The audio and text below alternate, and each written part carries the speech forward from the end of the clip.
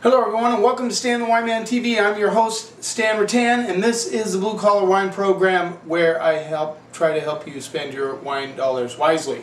And beautiful day outside, gorgeous day outside. San Juan Islands are just smoking with people and good weather, loving it. So we're going to stick to whites. But I have just a quick story to tell you. I was reading online, a guy wrote a nice little article about 10 reasons why wine is so amazing. And he talked about the different flavors you get out of wine, and he said something to the effect that he had, there's sweet, there's sour, there's bitter, there's umami, but he didn't think there was any salty wines.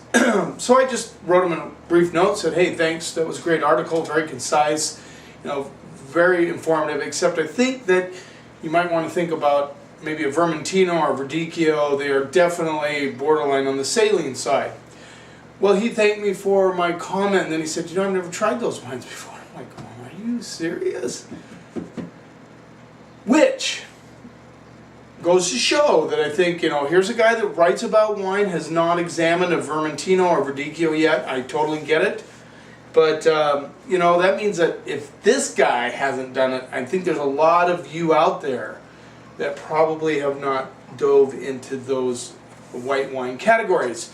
And the thing, white wines are so interesting. There's so much diversity in white wine. I know there is in reds, but in my opinion, my humble opinion, there's just a lot more diversity in white wines. There's so many to try. In summertime, I think you're doing yourself a favor to reach out and try some different whites instead of just Pinot Grigio, Pinot Gris, Chardonnay, Sauvignon Blanc. Those are all the basic whites that people try. And I think there's just so many other interesting white wines out there, white wines. And there's blends now that are very interesting also.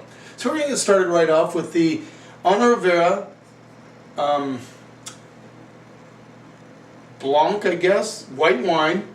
Rueda Spain is the appellation. And of course you'd think, okay, Rueda, it's probably Albarino, but I tried to look this up. We were looking at trying to find a tech sheet. It's a very cool label, though. I don't know if you can see it. Oh, there you go. Isn't that a cool label? Love the label. This rolls in at $8. We could not find the blend. I mean, there were some ideas about what might be in it.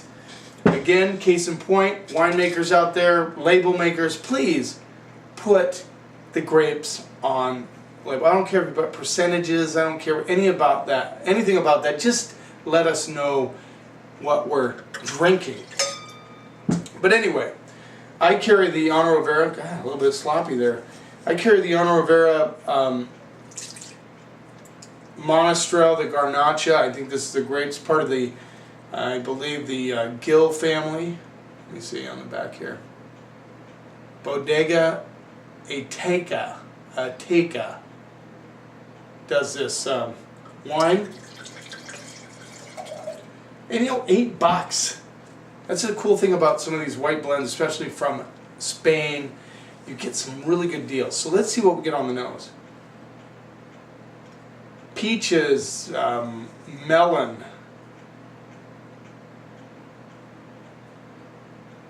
Get a little bit of minerality coming through. Crushed rock. Almost like a fig banana component coming through. White flowers, a little bit of lemon. Ooh, the roughness on the bottom of this glass.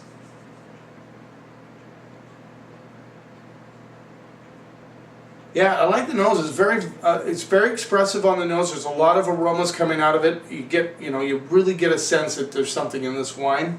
Let's see what we get on the palate.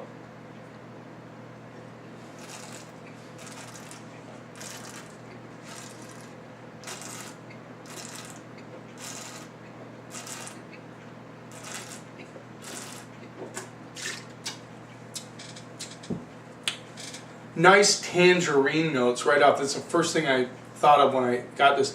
A little bit of a honeydew melon rind. I get a little bit of that bitterness from like a peach skin, or maybe even getting deeper into the pulp of a tangerine, a little tangerine pith.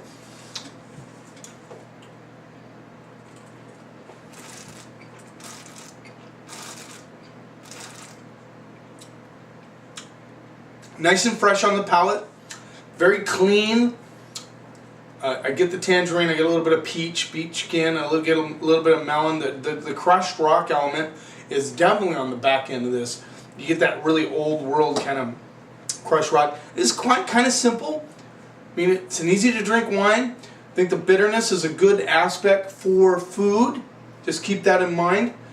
It's not terribly, what I would call terribly bitter, just has that little like fruit skin part to it, like a tangerine pith.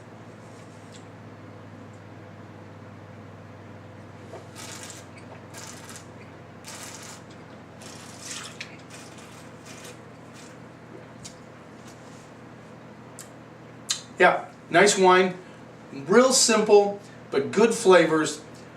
I would put this with shellfish, mussels, clams, whatever. You get the idea. Any day, be good with a noodle dish. Good stuff, $8. I'm gonna go C+, B- on that one. I like the wine a lot. It's above average, $8. You know, what can you say? Now we're gonna move on to Tarima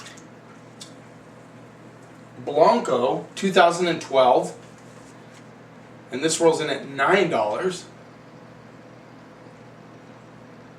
There you go. This is, now they put the grapes on the back of this one. This is 70% Murciélago, 20% Macabeo, 10% Muscadel. Now I have to tell you, it has been a while since I've heard of Murciélago. I'm gonna have to look that one up. 70%, interesting. And let's see, this is out of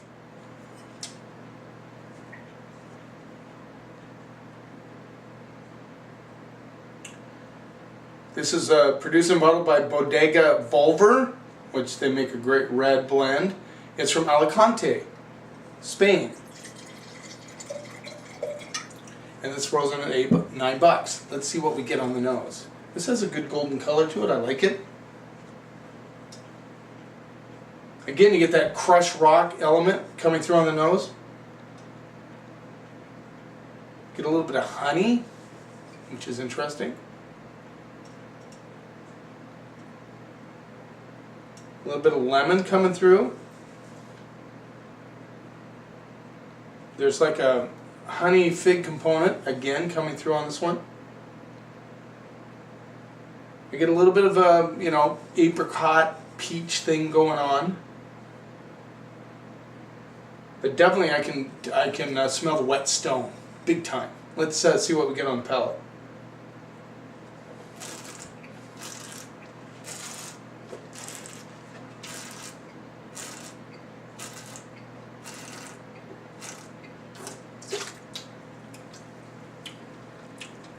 Some real interesting flavors on this one. It's a little smoother than the last one.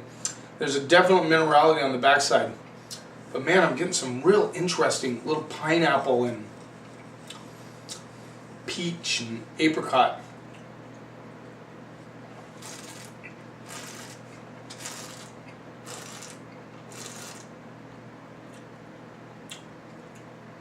It's like really cool herbs on this. Like I can't quite put my fingers on it, but like dried herbs coming through on this palate. Almost like a little bit of banana cantaloupe thing going on the backside.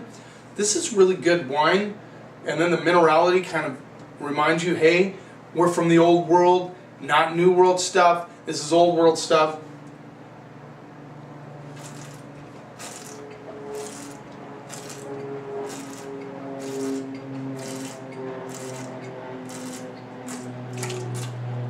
I am finding this a really intriguing wine. Yeah, there's apricots, peaches. It's kind of a potpourri of all those fruits together. It's got enough weight to it that I would put it up against a roasted chicken, halibut.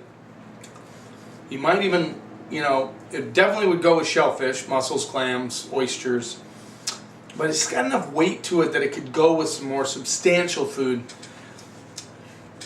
Got an interesting flavor. I can't put my hand on everything in there. It's really, really got a lot of things going on, which is really curious to me. You know, $9. I'm gonna have to go B on this one. BB plus.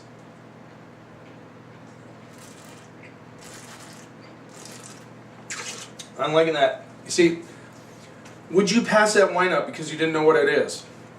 I mean, I can't tell you that. I don't even know if I've ever had a Merceguera grape. I don't know. But it's got some very interesting flavor, that dried herb thing. You know, it's a B wine, way above average. Not way above average, I mean, it's above average for $9. Good job. Let's move on to the next one. Now, I've tasted a few of these on the program. I just think it's one of those wines that a lot of people should seek out. I mean, we'd have no problem spending, you know, $20 on a Chardonnay. And I think Verdicchio is, in a lot of ways, a lot more interesting. This is the Garofoli Macrina Verdicchio di Castilla di Jesse Classico Superior. That's the appellation. They actually named it after the grape. Verdicchio di Castelli di Jesse. I always forget. Italy, they say the L's. Okay, 2012, $14. And this is one of those ones that a lot of times you get a saline element out of the palate, which makes it even more interesting. All right. I'll get these bottles, I guess I'm better be careful. Let's see what we get on the nose. Mangoes, peaches, a little bit of, just a touch of saline.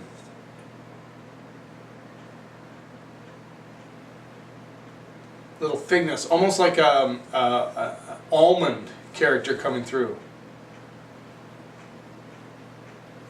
I get a little like coconut meat element. It's very perfumed. It's a really nice aromatics on this wine. It's like really kind of like, almost like, hey, I'm in for something good here.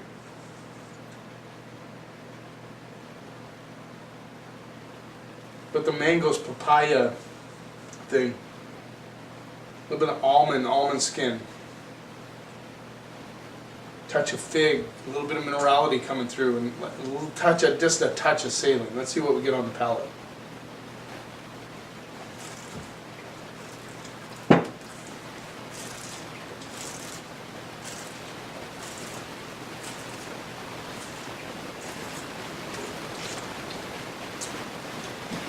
See, that's what I like about Verdicchio.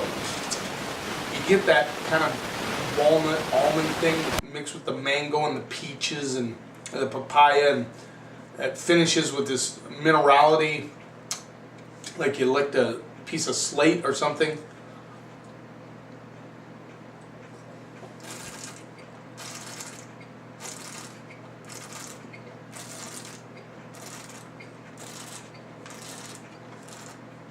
Some lemon notes, a little bit of just a touch of orange, tangerine, mandarin orange, I would say. Finishes bone dry. Really nice weight in the mouth, though. This is, again, one of those wines that would go with a little bit more substantial food, like a roasted chicken, like a piece of chunk of halibut. Might even go with salmon. It's got that nice kind of saline, kind of seawater lingering on the finish. A little bit of like, not grass, but sort of a vegetal, but not a huge amount on the backside. You know, these are great wines. I mean, if you haven't tried a Verdicchio yet, I think you owe it to yourself to go out there and get one.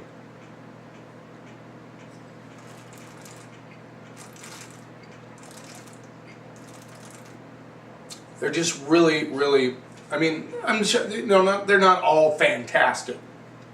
But this is a B+ wine, easily.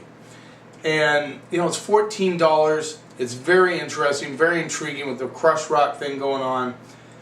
The tropical fruits, the mango, the papaya, the dry finish, the diversity with food. You could drink this by itself easily. You could sit out with friends on the warm deck, pour them a little Verdicchio, blow their minds with some very interesting wines.